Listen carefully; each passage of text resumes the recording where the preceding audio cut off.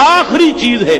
اس کے بعد بھی اگر آنکھ نہیں کھلتی کسی انسان کی تو میں نہیں سمجھتا کہ وہ اپنے گرد اس نے جو یہ فلا تزکوا انفسکم، اس نے جو اپنے گرد تزکیہ نفس کا ایک مصنوعی حالہ بنا لیا ہے، کبھی بھی وہ اس حالے سے نکل سکے گا اگر اس حدیث سے بھی آنکھ نہ کھلی.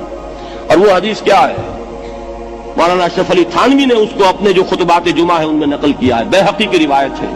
اوحى اللہ عز وجل الى جبرائیل علیہ الصلوۃ والسلام ان اقلب مدینۃ کذا وکذا باہلھا، اللہ نے حکم دیا حضرت جبرائیل کو فلاں فلاں بستیوں کو الٹ دو اس کے رہنے والوں سمیت. قال فقال، حضور نے فرمایا، اس پر حضرت جبرائیل نے عرض کیا بارگاہ خداوندی میں، ان فیھا عبدک فلانا لم یعصک طرفۃ عین، پروردگار اس بستی کو الٹ دوں، اس میں تو تیرا فلاں بندہ بھی ہے جس نے کبھی پلک جھپکنے جتنی دیر بھی معصیت میں بسر نہیں کی. اب آپ اندازہ کیجئے، یہ جو ہے نا اپنے آپ کو رگڑنا اور مانجنا اور پوری زندگی رگڑنے میں اور مانجنے میں لگا دینا. ہم بعض بزرگوں کے تذکرے میں سنتے ہیں اتنے اللہ والے تھے کہ ان کا گھوڑا بھی کوئی مشکوک دانہ نہیں کھاتا تھا، اور وہ خود جو ہے وہ انگریز کی عدالت میں بیٹھے ہوئے اور انگریز کی نوکری کر رہے تھے. یہ ہے وہ میکروسکوپک اور مائکروسکوپک کا عدم توازن. طاغوت کی چاکری کر رہے ہیں، انگریز کی ملازمت کر رہے ہیں، انگریز کے قانون کی تنفیذ کے اندر اعلی کار بن رہے ہیں، لیکن ذاتی تقویٰ اور ذاتی نیکی اور ذاتی للہیت جو ہے اس کا معیار یہ ہے کہ ان کا گھوڑا بھی مشکوک چارہ اور مشکوک کھانا نہیں کھا سکتا. یہ ہے وہ عدم توازن، اس کو نوٹ کیجیے گا، جس کو کہ اس حدیث میں محمد رسول اللہ صلی اللہ علیہ وسلم نے واضح کر دیا کہ حضرت جبرائیل عرض کرتے ہیں کہ اللہ فلاں بستی کو الٹ دوں، اس میں تو تیرا فلاں بندہ بھی ہے جس نے پلک جھپکنے جتنی دیر بھی معصیت میں بسر نہیں کی. ذاتی نیکی کا اب اس سے اونچا کوئی مقام کوئی شخص مجھے اگر بتا سکے تو میں اس کا مرید ہو جاؤں گا. اس سے اونچا کوئی مقام ہوگا کہ آنکھ جھپکنے جتنی دیر بھی کسی نے معصیت میں بسر نہیں کی، ذاتی نیکی کی معراج. لیکن حکم کیا ہوا بارگاہ خداوندی سے؟ قال فقال، حضور نے فرمایا، اللہ تعالیٰ نے حکم دیا جبرائیل کو، اقلب علیہ وعلیہ، الٹو اس بستی کو، پہلے اس بدبخت پر پھر دوسروں پر. کیوں؟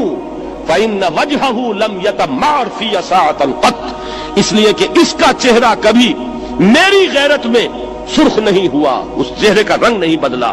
بے غیرت انسان، بدیاں پھیلتی رہیں، میرے دین کو روندا جاتا رہا، میری شریعت کی دھجیاں بگڑتی رہیں، اوامر کا مذاق اڑایا جاتا رہا، نواہی کے لیے دنیا کے اندر جن چیزوں سے میں نے روکا اس کے لیے فلسفے تراشے گئے، اور یہ لگا رہا مست رکھو ذکر و فکر صبح گاہی میں اسے. یہ سوائے ذاتی اپنے اس اصلاح کے اور ذاتی تقویٰ کے اور ذاتی نیکی کے اور ذاتی عبادت گزاری کے یہ میدان میں نہیں آیا، اس کا خون نہیں کھولا کبھی، اس کے چہرے کا رنگ متغیر نہیں ہوا، لہذا یہ دوہرا مجرم ہے. یہ ہے وہ تصور جو یہاں پر نوٹ کیجئے. ہاں اس کے یہ معنی بھی نہیں ہے کہ نماز بھی نہیں پڑھ رہے، روزہ بھی نہیں رکھ رہے، اقامت دین کے کارکن ہیں، فرض نماز آ گئی ہے وہ چلی جا رہی ہے، جماعت کا کوئی اہتمام نہیں ہے. اب یہ دو انتہائیں ہیں. ایک انتہا یہ کہ وہ تزکیہ نفس جو ہے اسی میں وہ رگڑنے اور مانجنے کا عمل جاری ہے.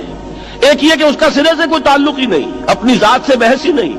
وہ کیفیت وہ ہو گئی ہے جو یہود کی آئی ہے قرآن مجید میں کہ تامرون الناس بالبر وتنسون انفسکم وانتم تتلون الکتاب، کیا تم لوگوں کو نیکی کا حکم دیتے اور اپنے آپ کو بھول جاتے ہو؟ یہ دوسری انتہا ہے.